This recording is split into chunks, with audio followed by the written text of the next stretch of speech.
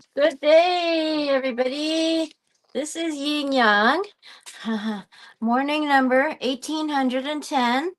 I am here with the books by Fein and Sherrie Schneider. We have got some Christmas tree going on. We've got a couple of menorah here, and we've got the rules handbook. And we've got all the rules by Fein and Sherrie Schneider, time-tested secrets for making for me for for capturing the heart of Mr. Right. We're trying to find out the right things to do because knowing the right thing to do is a form of wisdom. Doing it is actually virtue. So, because of other people's experiences, we can make our experiences better, more virtuous, actually. So, I'm going to get a bookmark here. Oh, I want to inspire you for a good day. I want to make you happy. I want to impart some good info. And I think that by doing this, we all become more well educated and cultured and all that. Let's see, put this in here and take out the refrigerator. Oh, well, no, the menorah's there. Okay. Long distance relationships in chapter 7, which is the second half of all the rules, time tested secrets for capturing the heart of Mr. Right. Part 2, making it work. We read part 1 before. Assuming you're beginning or already in a long distance relationship, what are the rules? You don't call him, he calls you. He can call you often, but make sure you don't spend endless hours on the phone. Leave something to talk about when he visits you. Get off the phone in 15 to 20 minutes. Guess what? You can say, "Oh, that's a story for another day." Or you say, "Oh, I'll tell you later. I can tell you another time." That's good. Get off the phone in 15 to 20 minutes. You can talk longer than the standard 10 minutes since it is long distance, whether or not he talks about making plans to see you. If he wants to visit you on the weekend, he must ask you by Wednesday. Chances are, if he approached you, he'll suggest coming to visit you first, which is the rules. But if he says, "Why don't you visit me in Boston? I'll show you around Cambridge," or suggests that you meet him in some city halfway, simply say, "That sounds nice, but things are really hectic right now. I just couldn't get away." So, for example, I got a call one time from somebody in Arizona who wanted me to go there. I think it was, what's that place called? I can't remember. It's not Tucson, it's another place. And he said he had a plane ticket for me, and I thought to myself, "Oh, no." It was so much work. I just imagined it being visualized it. Oh my God, packing. Oh my God, moving myself. It's like moving. God damn. Check mark. Okay. Don't spell out what's hectic when you say things are hectic right now. I couldn't get away, or exactly why you can't get away. Just say so. Just say no nicely, and he'll realize that he has to visit you. If he decides not to make the trip, he didn't like you that much. Remember that men drive for hours to go to football games and gambling casinos or to their college roommates' bachelor party, so it's not a big deal if they have to drive for hours to visit you. You're worth it. You're more than enough for him. Better than you ne- better that you never see him again than you visit him first or even meet him halfway. Meeting him halfway is the same as visiting him. It's not the rules to do so in the early stages of a relationship.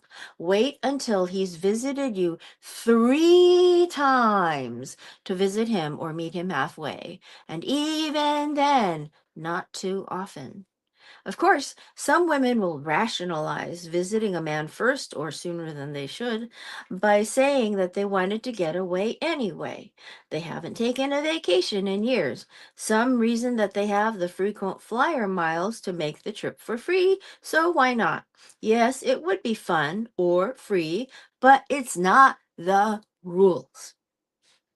Others convince themselves that the trip would be a great opportunity to visit a friend or relative. Please make sure you're not finding excuses to be in his city.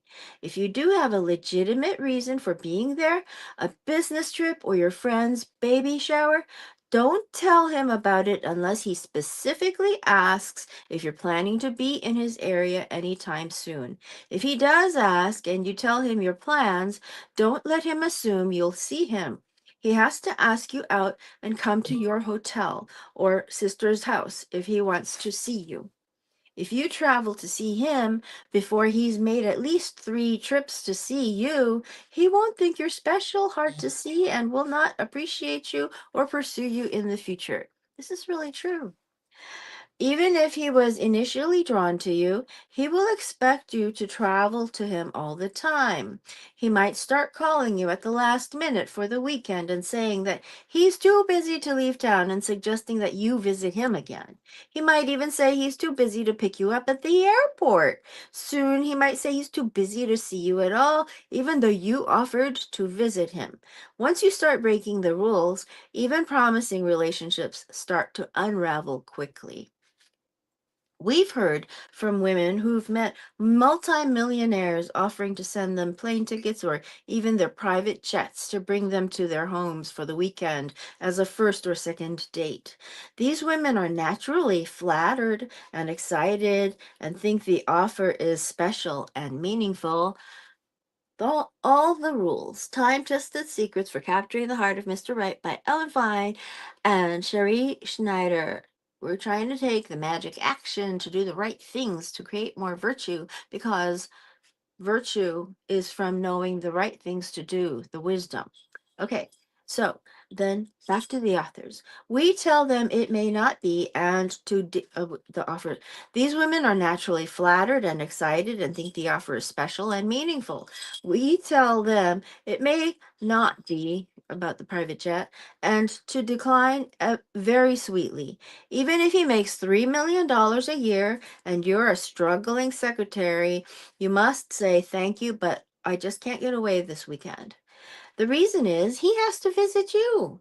He has to work to see you, pack a suitcase, be inconvenienced, possibly miss the ball game he was going to watch on TV.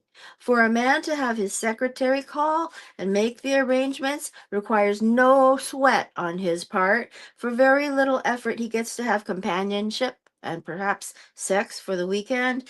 You have to get someone to watch your dog, experience jet lag. You have to stop your life and be inconvenienced. Rules girls don't turn themselves upside down for a good deal or fun weekend.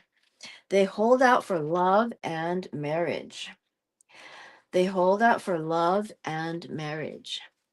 So don't be blown away by a private plane, Dom Perignon water, and a limo. You might be the first, I think it's a wine, actually. You might be the first woman he's met who ever said no. Don't worry. If he likes you, he'll visit you. Assuming he is visiting you, what are the rules? For the first 3 times he visits you, he should not stay with you. If he asks to,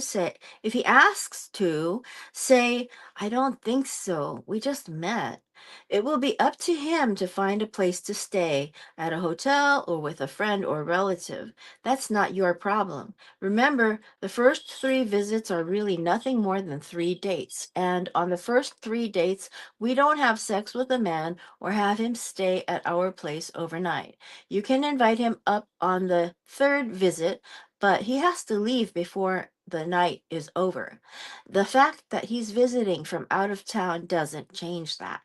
Another reason not to let a man stay with you early on is to protect yourself from the type of guy who is more than happy to hop on a plane to see you, but not for the reason you think. He's just looking to have a good time in a new city with a fun girl. Nothing serious. You're just part of the trip, not the main attraction. By asking him to stay in a hotel, you'll have avoided this non-committal call when he's coming to town type of relationship. You're not a hotel or a tourist attraction. Of course, there's nothing wrong with letting a man stay at your place as long as you can take it for what it is. But if you have dreams of love and romance, then you must do the rules. When he visits you the first 3 times, always see a little bit less of him than he would like. For example, if he suggests flying in Friday night and leaving Sunday evening, say Saturday morning would be better and end the weekend Sunday afternoon. Don't cancel every single activity you normally do on the weekend so that you can be with him every minute. For example, if you have a Saturday afternoon exercise class, go to it. Let him keep himself busy and wait for you. The point is, don't be a woman who drops everything when a man is in town. You're a rules girl. You had a life before you met him, and you still do. It's actually good for him if you have something, a previous commitment, other than him planned for that weekend. He should leave feeling that he didn't get enough of you instead of too much. Yeah, yeah. When he visits you, don't play social director. It's up to him to look into restaurants, museums, interesting places to take you, or events going on that weekend. However, if he's not familiar with your town and asks you to suggest something to do, you can, but always err on the side of less. If he asks you to suggest a restaurant, do not pick out the romantic hotspot with the dim lighting and the lovers' booths, but a decent place that you would take a friend or coworker. Don't try too hard to find things to do so that he's entertained and not bored. Let him pick up the newspaper or an entertainment guide or the internet and figure something out or make plans together when he arrives. Remember, he should think you were busy and just didn't have time to think about the weekend, even if that's all you thought about all week. Women have a tendency to think too much about the man, the weekend, and act on every thought. They make reservations at a Cajun restaurant because they remember he likes spicy food. They get 2 tickets to the auto show because he mentioned he was a car buff. Your efforts might be noticed, but they'll backfire. He'll know you are intrigued and like him, that you remembered everything he ever said, and that you've been thinking about him all week and planning the perfect weekend. He'll feel smothered and you'll wonder why he stopped calling. After he has visited you 3 times, you can visit him once and stay at his place, but if he invites you. Who pays for the trip? It depends. If he offers to pay the airfare, let him. If he doesn't, don't ask him for the money, but let him pay for everything when you're there. Don't worry, by doing the rules, visiting him infrequently, you will automatically minimize your travel costs. On the other hand, do not fly out a lot to see him just because he offers to pick up the tab. The rules is about letting him pursue you, not saving money. If you have friends or relatives in that city, it would be a good idea to call them and meet them briefly while you're there so that you don't spend the entire weekend with this man and he doesn't tire of you. End the weekend first. They said Sunday afternoon. Being in a long distance relationship does not give you license to send men letters and greeting cards. You are not pen pals. You can send him a birthday or holiday card if you are in a committed long distance relationship, assuming he sent you the same. The cards should be warm but not mushy. No love poetry. If the relationship progresses, he's calling you every week for the weekend, he's visiting you more than you're visiting him, he wants to be exclusive and so on, you are in a long distance rules relationship. If this is not the case, be available to date others. You have to. If things get serious, he might bring up the future and ask if you would ever consider relocating. Reply, I haven't really thought about it. Until he actually proposes and gives you a ring, be vague. There is no reason to look into selling or renting your apartment or asking for a job transfer to his city or finding a job in his city if he hasn't formally proposed. There, there are women who actually will move to the man's town as soon as she meets him. Maybe her whole life is uprooted and she goes there and she's expecting him to propose and it just doesn't happen. The proposal won't happen in that case. That's what the rules think. In fact, there's no reason to relocate until after you've set a wedding date. We do not live with a man before marriage, and we don't go away with him on 7 day vacations before the honeymoon. Keep that in mind. This is a key sentence here. We do not live with a man before marriage, and we don't go away with him on 7 day weekends, 7 day vacations before the honeymoon. Try to see him only on the weekends until you have a wedding date. And what we're trying to do is we're trying to get a form of wisdom. And I believe the rules are the best thing you can do if you're a woman. I did the rules even when I was homeless. I did the rules. I never did anything else other than the rules. And it was hard, but it was good to do because it kept me independent, kept me feeling good, kept me having high self-esteem. Not wise enough to do the rules on my own, so I'm reading them to you, and then these wise people, they have figured it out. So, okay, now, um, uh, here, okay, okay. In fact, there's no reason to relocate until after you've set a wedding date. We do not live with a man before marriage, and we don't go away with him on 7 day vacations before the honeymoon. Try to see him only on the weekends until you have a wedding date. If you are already in a long distance relationship and did not know about the rules until now, start doing the rules very strictly today. Don't call him, let him call you. Get off the phone in 15 minutes. Okay, 20 minutes if he's calling from Tokyo or Paris and you don't talk that often. If he's used to you traveling to him most of the time, let him visit you more now. If he says he's too busy, simply say, things are so hectic. I just can't get away right now. This will get him to miss you, wonder about you, and figure out a way to visit you if he's interested and marry you. I want to read the part that says, okay, don't see him more than once or twice a week. I really wanted to read the other one, but that's okay. Rule number 13. Let's see if we can get this in the last 2 minutes. Maybe. Most men fall in love. Don't see him more than once or twice a week. Rule number 13. Most men fall in love faster than women. They also fall out of love faster. They may want to see you 2 or 3 times a week, some even every day in the beginning. If you give in and see them every time, eventually they get restless and irritable and then stop calling. They seem moody a lot and say things like, I don't know what's wrong. I just have a lot going on right now. We know how painful that can be. It's only natural that when you meet a man you like who also likes you, you want to see him all the time. Oopsie. Ugh.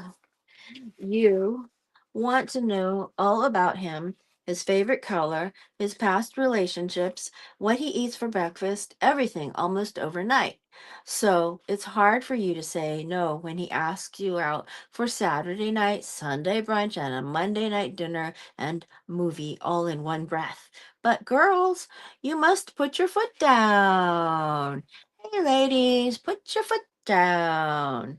Don't make seeing you so easy. Men like sports and games, football, tennis, blackjack, and poker, because they love a challenge. So be a challenge. Remember, this rule is not forever. After seeing him once a week for the first month, you can see him twice or three times a week during the second month, and 3 to 4 times a week in the third month, but never more than 4 or 5 times a week unless you're engaged. Now, the authors and the Rules telephone support group calls have now said that it's better not to see him more than twice a week until marriage. It's easier that way. Men must be conditioned to feel that if they want to see you 7 days a week, they have to marry you. And until that blessed proposal occurs, you must practice saying no to extra dates, even though you're dying to spend more time with him, and even though you've mentally said to yourself, this is the one. Okay, so there's some examples. There are some examples. And if, for example, after kissing you passionately at the end of your first or second date, he says, so, what are you doing tomorrow? Summon up your sweetest voice and say, I'm sorry, I already have plans. Stick to your ground even if you feel intoxicated by the smell of his cologne on your neck. And of course, don't say what your plans are or include him in them. A man who is in love with you and hopes to marry you won't be put off by the once to twice a week dating structure you set up in the beginning. We find that only men who are just with you for fun or sex are likely to get angry or impatient. Don't be fooled if these men say the kinds of things that make you believe they want to marry you. It happens all the time. It's called Standard Operating Procedure, SOP. We've heard of that before, and it's mentioned in the rules just this time. On the first date, such a man might point to a restaurant and say, that's where my father proposed to my mother, leading you to think that he will propose to you there one day. Or he might talk about the future, saying something like, in the summer, we can go to Connecticut and I'll take you to this great seafood place. You are naturally in heaven, thinking that this man has plotted out your lives forever. It might all be true, and he may call again and ask you out, but it might be a ploy to get you into bed on the first or second date. Standard operating procedure is it. If you fall for his lines, SOP, and see him every night that week, after all, you think he is serious about you, SOP, he might take you out a couple of times and have sex with you, but he may never call again, or worse, he may continue to date you, but you'll end up watching his interest fade away. A very painful thing, watching someone falling out of love is really awful.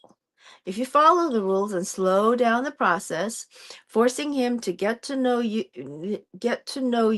and really fall in love, this will not happen. The rules will make you harder to get so that a man who doesn't really like you won't waste his or your time. So do yourself a favor and do the rules. Don't see him more than once or twice a week. Yay. I love all the rules. I love all the rules. We just read chapter 13. I need to buy some pencils. Yeah, pencil. I don't have enough pencils here. I have glasses though. Um, I'm going to get contact lenses. Okay, so that's what's going on. We're learning the right things to do. Women who are rules women get the men of their dreams. That is, I did that. I mean, I accidentally did it on a wrong man, but I used the rules and got married that way. Later on, I didn't like him, but that was something else. So we are going to know the right things to do because we read other people's wisdom. Ellen Fein and Sherrie Schneider. Okay. Old Kinderhook.